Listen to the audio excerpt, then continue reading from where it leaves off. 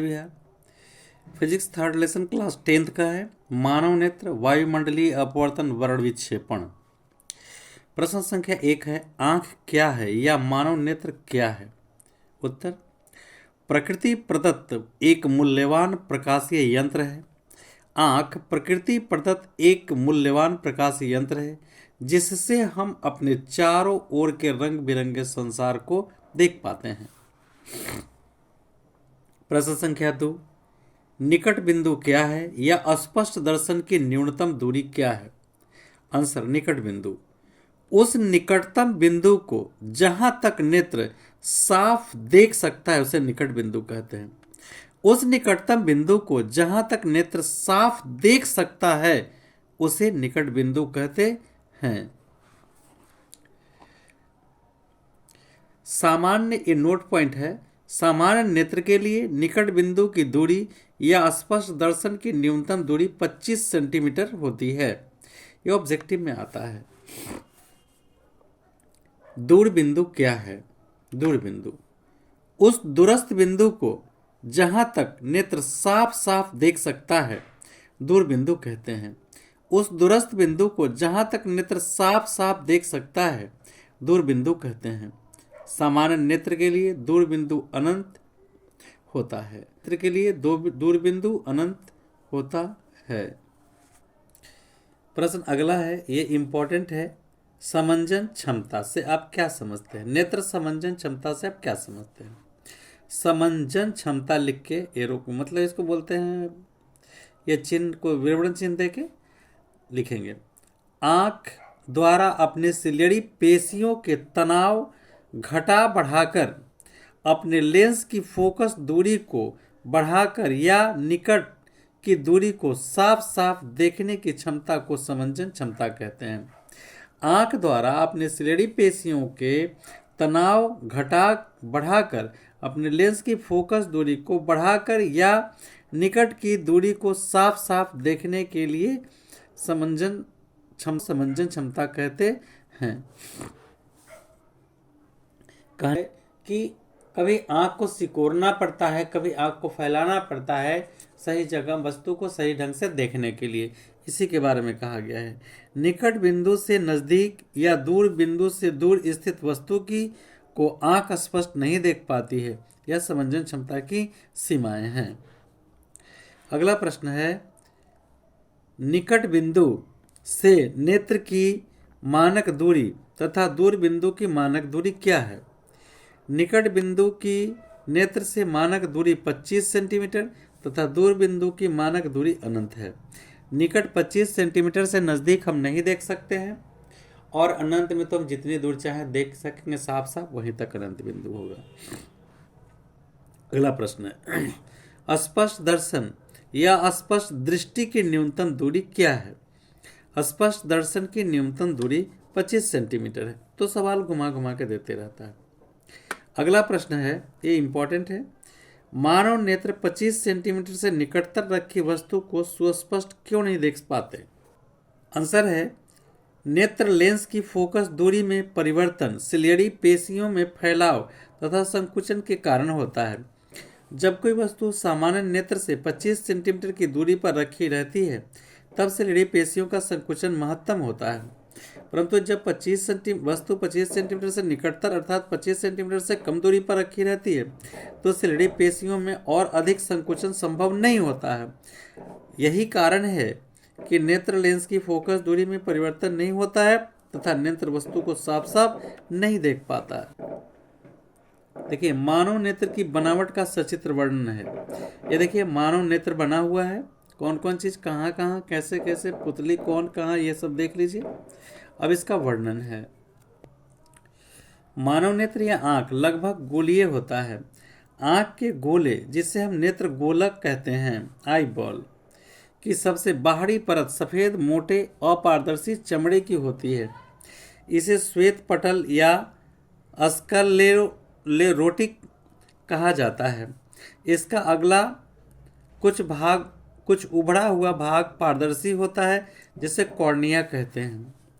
Sclerotic के नीचे गहरे भूरे रंग की परत होती है जिसे क्वायराइड कहते हैं।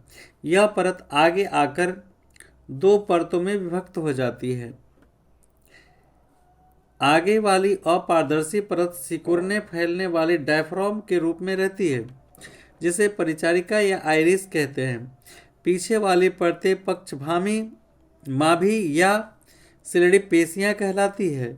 ये पेशियां जिलेटिन जैसे पारदर्शक तथा मुलायम पदार्थ से बने एक उत्तल लेंस, जिसे नेत्र लेंस या स्फटिक लेंस कहते हैं, कि लटकाकर रखती है। नेत्र गोलक की सबसे भीतरी सूक्ष्मग्राही परत को दृष्टिपटल या रेटिना कहते हैं।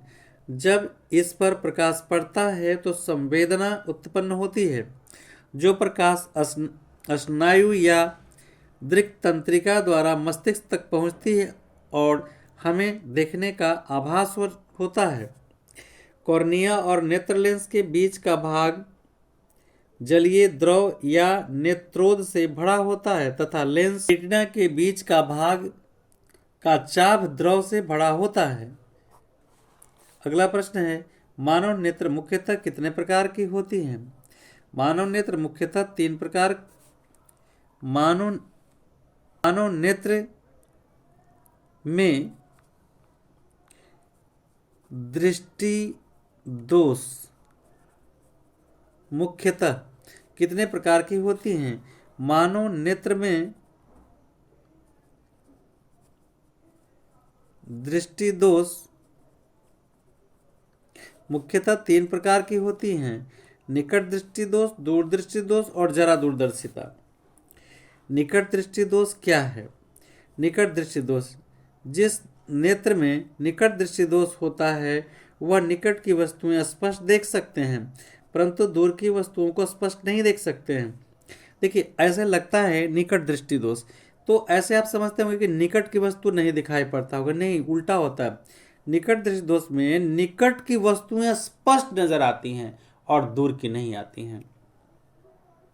निकट दृष्टि, जिस नेत्र में निकट दृष्टि दोष होता है वह निकट की वस्तुएं स्पष्ट देख सकते हैं, परंतु दूर स्थित वस्तुओं को स्पष्ट नहीं देख सकते हैं। निकट दृष्टि दोष के कारण। निकट दृष्टि दोष के निम्नलिखित 2 कारण हैं। नंबर 1, नेत्र गोला का लंबा हो जाना अर्थात नेत्र लेंस और रेटिना के बीच की। दूसरा, नेत्र का आवश्यकता से अधिक मोटा हो जाना, जिससे उसकी फोकस दूरी कम हो जाना। इसका उपचार है, निकट दृष्टि दोष दूर करने के लिए जिस चश्मे का व्यवहार किया जाता है उसका लेंस अपसारी या उत्तल होता है। देखिए, बहुत सिंपल चीज़ है।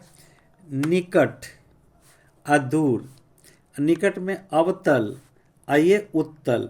देखिए, निकट बड़ा नाम है दूर दृष्टि से, दूर से बड़ा नाम है निकट, तो एक है बड़ा अक्षर है उत्तल का, अवतल का ही उत्तल का, तो बड़का के साथ है बड़का, छोटका के साथ है छोटका। यानी निकट जब रहेगा तो अवतल और दूर रहेगा तो उत्तल, छोटा नाम छोटा के साथ। तो निकट दृष्टि दोष में अवतल लेंस लगाते हैं और दूर दृष्टि दोष में उत्तल लेंस लगाते हैं। तो वही लिखा है उत्तल लेंस में निकट दृष्टि दोष है, तो निकट दृष्टि दोष दूर करने के लिए चश्मे का व्यवहार किया जाता है, वो अपसारी या अवतल होता है। अब देखिए फिगर, ये देखिए रेटिना के पहले ही बन गया, ठीक है। तो फिर यहाँ हम लेंस लगाते हैं अवतल, तो रेटिना पर जाके प्रतिबिंब बन जाता है। अब दूर दृष्टि दोष, अगर प्रश्न ऐसा ये अलग अलग है सवाल कि दृष्टि दोष क्या है, यह कितने प्रकार के होते हैं, कारण एवं निवारण सहित लिखें, ठीक है। तो ये तीनों एक ही में 1 2 3 तीनों का निकट दृष्टि दोष, दूर दृष्टि दोष, जड़ा दृष्टि दोष, सभी का व्याख्या एक साथ कर देना है, कारण निवारण लिख के।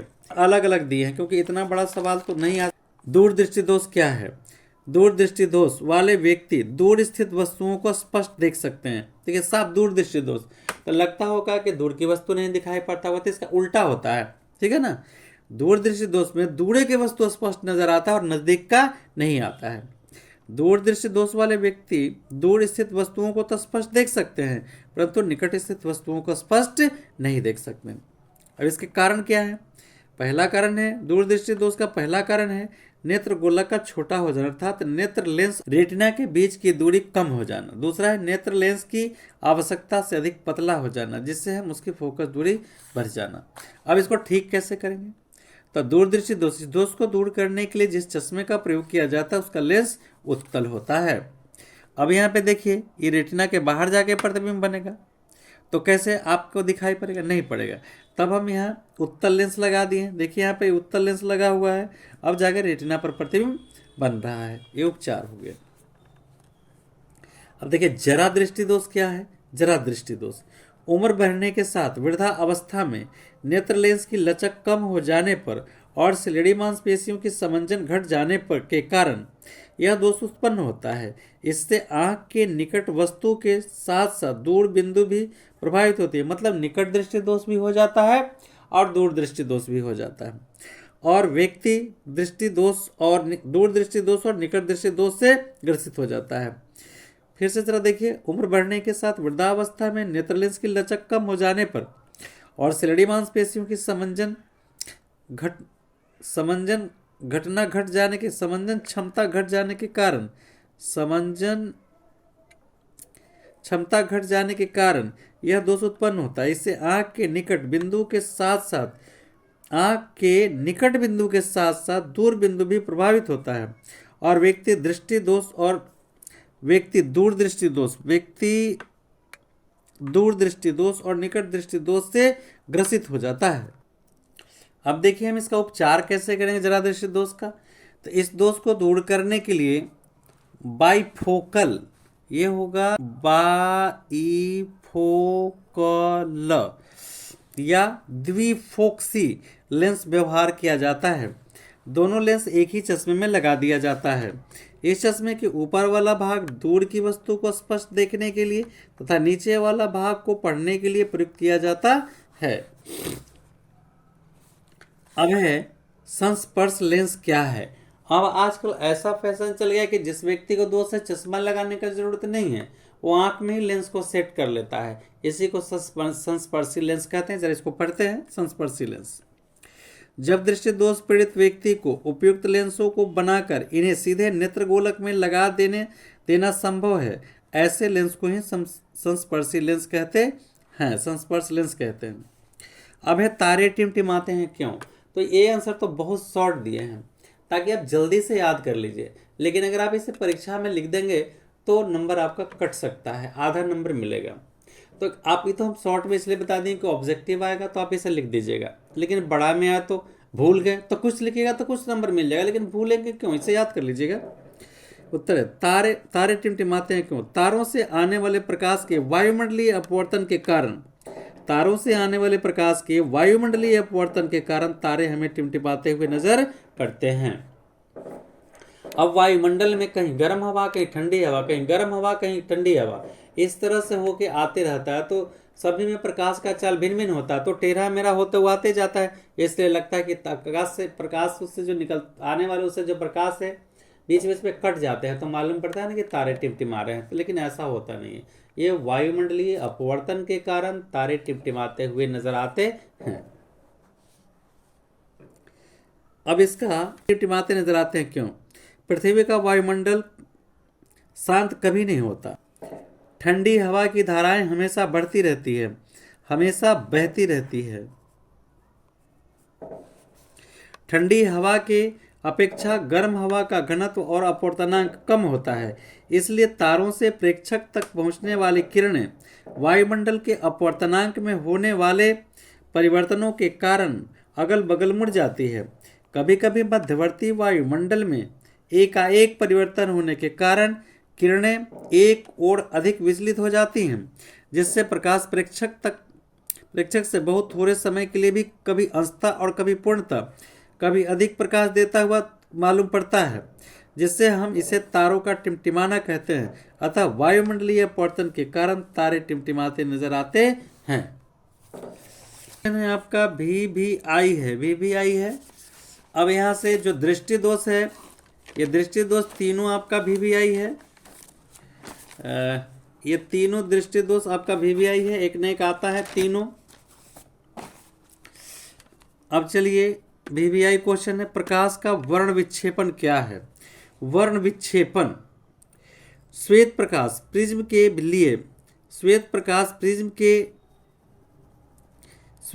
प्रिज्म के भीतर से होकर गुजरने पर अपने विभिन्न अवयवों में विभाजित हो जाता है।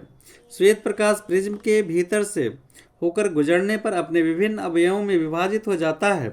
श्वेत प्रकाश की विभाजन की इस प्रक्रिया को प्रकाश का वर्ण विक्षेपण कहते हैं। ये देखिए, श्वेत प्रकाश यहाँ से गया है, ये सीधे नहीं निकला, प्रिज्म से होकर जैसे बाहर निकला, फिर परिवर्तन हो गया, इस तरह मुड़ गया। तो सारे प्रकाश को देखिए कैसे मुड़ा है। इसका होता है, इधर से गिनेंगे, बैजा नी पिनाला, बैगनी, जामुनी, नीला, हरा, पीला, नारंगी और लाल। ये पर्दा है प्रिज्म से। ये श्वेत प्रकाश प्रिज्म से होकर जब गुजारते हैं तो इस पर सातों रंग अलग अलग आपको दिखाई पड़ता है। इस प्रश्न से जब उत्तर लिखिएगा तो फिगर बनाना अति आवश्यक है, अगर नहीं तो नंबर काटा जा सकता है। ग्रह क्वेश्चन है, इंपॉर्टेंट है, ग्रह क्यों नहीं टिमटिमाते हैं? ग्रह पृथ्वी से काफी निकट है, अतः में ग्रहों को प्रकाश का एक विस्तृत स्रोत माना जाता है। ग्रह पृथ्वी से काफी निकट है, अतः ग्रहों को प्रकाश का एक विस्तृत स्रोत माना जाता है, जो अनेक बिंदु आकार के प्रकाश स्रोतों के समूह होता है। इस सभी बिंदु आकार के प्रकाश स्रोतों से हमारे नेत्र पर आने वाले प्रकाश की मात्रा में कुल परिवर्तन का औसत मान 0 होता है। यही कारण है कि ग्रह टिमटिमाते नहीं दिखाई पड़ते हैं। इस प्रश्न को फिर से देखते हैं, ग्रह क्यों नहीं टिमटिमाते हैं? ग्रह पृथ्वी से काफी निकट है, अतः ग्रहों को प्रकाश का एक विस्तृत स्रोत माना जा सकता है, जो अनेक बिंदु आकार के प्रकाश स्रोतों के समूह हैं। इस सभी बिंदु आकार के प्रकाश स्रोतों से हमारे नेत्र पर आने वाले प्रकाश की मात्रा में कुल परिवर्तन का औसत मान 0 होता है। तो यही कारण है कि ग्रह टिमटिमाते हुए नहीं दिखाई पड़ते हैं। स्पेक्ट्रम क्या है या वर्ण विक्षेपण क्यों होता है? देखिए अलग है, ये वर्ण विक्षेपण क्यों होता है ये प्रश्न है। वर्ण विक्षेपण क्या है, स्पेक्ट्रम क्या है, ये पहले वाला सवाल था। ये सवाल है वर्ण विक्षेपण क्यों होता है, सचित्र वर्णन। फिर देखिए प्रिज्म बनाया गया, श्वेत प्रकाश ले गया, 7 वर्ण में यह विभक्त हो गया। कांच में प्रकाश के विभिन्न वर्ण की चाल भिन्न भिन्न होती है।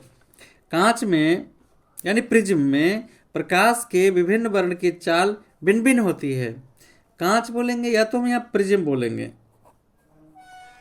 प्रिज्म में प्रकाश के विभिन्न वर्ण की चाल भिन्न भिन्न होती है, इस कारण उनके लिए कांच का अपवर्तनांक भिन्न भिन्न होता है, इसलिए उनके विचलन भी अलग अलग होता है, इसलिए वर्ण विक्षेपण होता है। अगला क्वेश्चन है, एक प्रिज्म से गुजरने पर श्वेत प्रकाश के विभिन्न अवयव भिन्न भिन्न कोणों से क्यों मुड़ जाते हैं? उत्तर, प्रिज्म से गुजरने पर श्वेत प्रकाश के विभिन्न अवयवों के भिन्न भिन्न कोणों से मुड़ने का कारण है विभिन्न वर्णों का विभिन्न चाल से गमन करता है। हर वर्ण का चाल अलग अलग होता है, इसलिए उनका विचलन भी अधिक या कम हो जाता है। अगला क्वेश्चन है, श्वेत प्रकाश की किरण जब किसी प्रिज्म से होकर गुजरती है तब कौन सा वर्ण सबसे अधिक विचलित होता है? बैंगनी वर्ण। इंद्रधनुष से आप क्या समझते हैं? सूर्य की किरणों का वर्षा की बूंदों द्वारा वर्ण विक्षेपण होता है। सूर्य की किरणों का वर्षा की बूंदों द्वारा वर्ण विक्षेपण होता है, जिनके कारण आकाश में अर्धवृत्तीय सतरंगी पट्टी दिखाई देती है, जिसे हम इंद्रधनुष कहते हैं। यह 2 प्रकार की होती है, प्राथमिक और द्वितीयक। यह प्रकाश से बना प्राकृतिक स्पेक्ट्रम है। यह प्रकाश से बना ये प्राकृतिक स्पेक्ट्रम है, नेचुरल।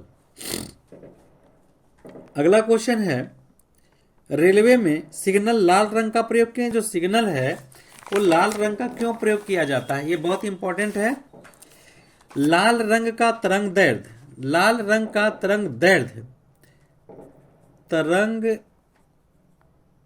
दैर्ध्य बड़ा होता है, जिस कारण इसका वायुमंडलीय प्रकीर्णन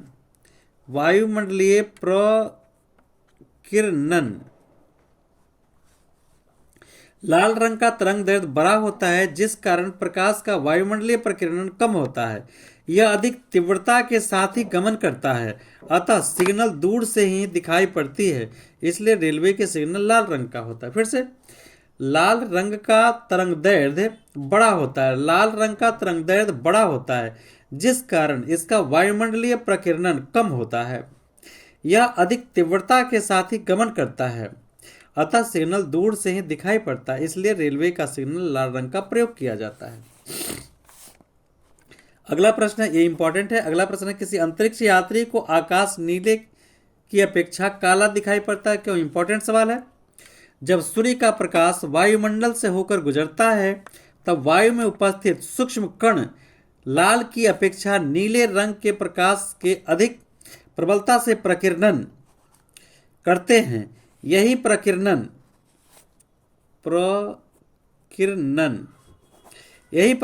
नीला प्रकाश हमारे नेत्र में प्रवेश करता है, जिससे आकाश नीला प्रतीत होता है। फिर से, जब सूर्य का प्रकाश वायुमंडल से होकर गुजरता है तब वायु में उपस्थित सूक्ष्म कण लाल की अपेक्षा नीले रंग के प्रकाश के अधिक प्रबलता से प्रकीर्णन करते हैं।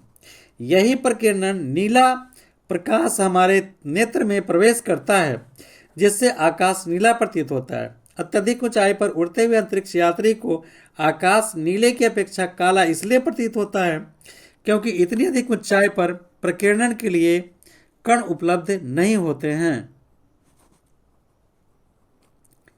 प्रकीर्णन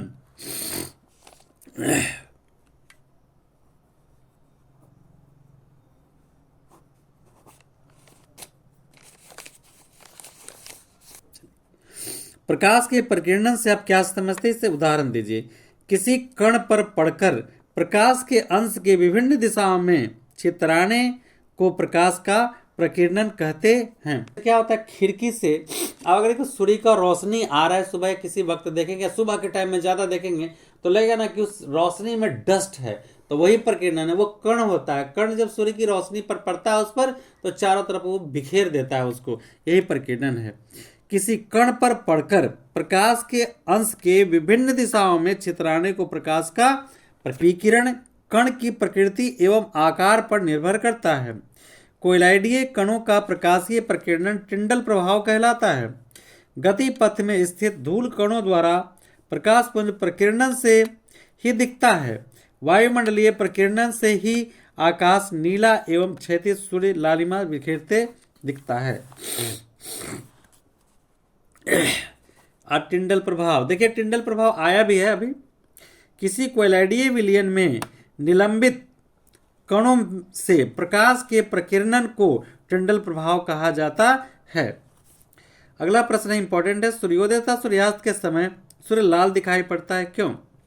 सूर्योदय तथा सूर्यास्त के समय वायुमंडल से होकर सूर्य तक अधिक दूरी तय करनी पड़ती है और इससे अधिक कणों से होकर गुजरना पड़ता है, जो मुख्यतः नीले रंग को प्रकीर्णित कर देते हैं। अतः जो बचा हुआ प्रकाश हमारी आंखों तक आता है उसमें मुख्यतः लाल रंग होता है।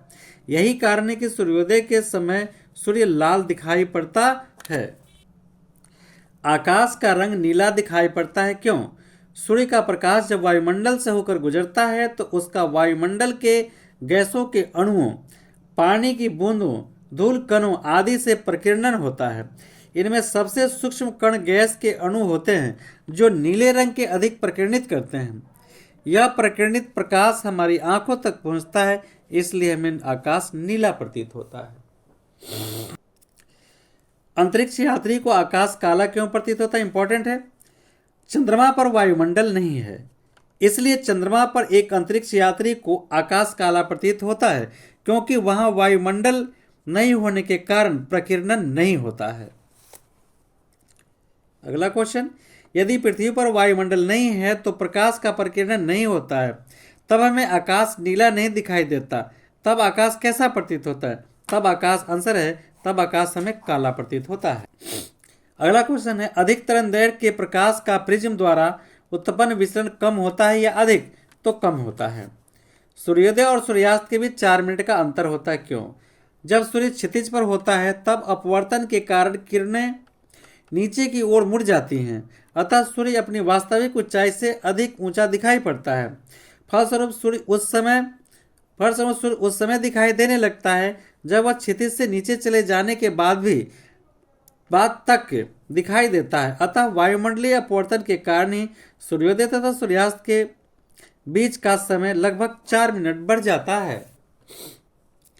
ये इंपॉर्टेंट प्रश्न है। एक प्रयोग द्वारा आप कैसे दिखाएंगे कि सूर्य के प्रकाश में 7 रंग होता है।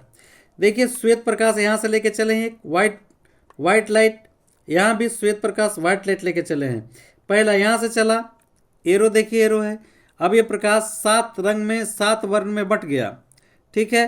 फिर ये प्रिज्म जैसे ही यहाँ से डिवाइड हुआ, बाहर निकला, फिर ये प्रिज्म के अंदर घुसा, और फिर देखिए फिर ये श्वेत प्रकाश हो गया, व्हाइट लाइट में यहाँ एक हो गया। तो श्वेत प्रकाश चला यहाँ से प्रिज्म में 7 भाग में बट गया, ये तो 2 भाग दिखाया गया है। फिर यहाँ से चला प्रिज्म में घुसा, घुसने के बाद फिर श्वेत हो गया। एक और दिखाया गया यहाँ से, देखिए ये चला 2 भाग में बट गया, मतलब 7 भाग में डिवाइड दिखाया हुआ, रेड और बैगनी, लास्ट पहला और अंतिम दिखाया गया।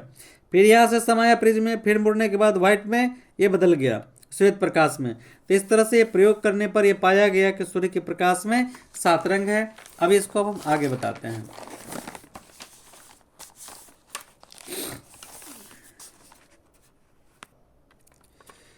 जब सूर्य का श्वेत प्रकाश कांच के प्रिज्म से होकर गुजरता है, तब यह अपने अवयवी रंगों में बंट जाता है और निर्गत प्रकाश में 7 रंग लाल, नारंगी, पीला, हरा, नीला, जामुनी और बैंगनी, इसे दिखाने के लिए निम्नलिखित प्रयोग किया गया है। 2 सर्वसम कांच के प्रिज्मों को चित्र के अनुसार व्यवस्थित करते हैं। जब श्वेत प्रकाश पहले प्रिज्म पर आपतित होता है, तब श्वेत प्रकाश इस प्रिज्म से निकलने पर 7 रंगों में बंट जाता है, किंतु दूसरे प्रिज्म से बाहर निकलने पर ये रंग पुनः समायोजित होकर श्वेत प्रकाश की पट्टी बनाते हैं। अतः इससे साबित हुआ कि श्वेत प्रकाश में 7 रंग से मिलकर बना होता है।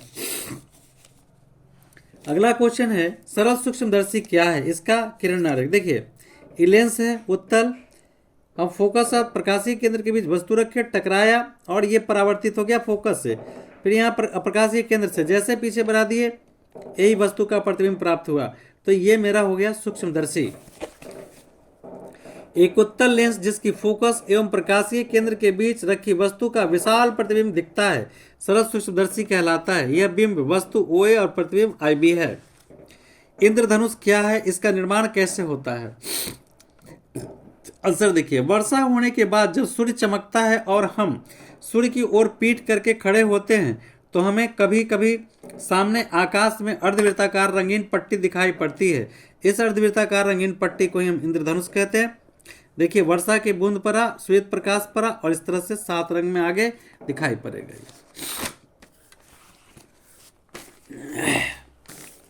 इंद्रधनुष की रचना समझने के लिए बादल के जल कणों को वर्षा बूंद को प्रिज्म की तरह काम करता हुआ समझा जाता है।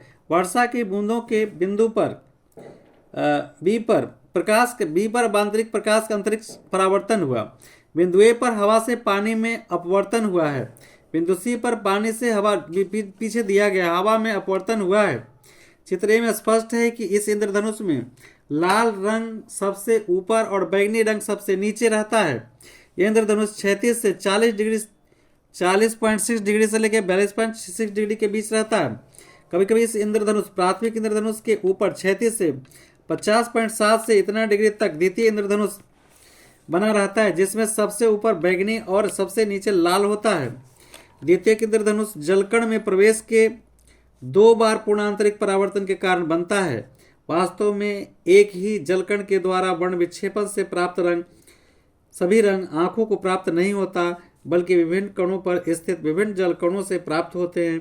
इस समान रंग वाले जल कणों के मेहराबों का समूह इंद्रधनुष कहलाता है।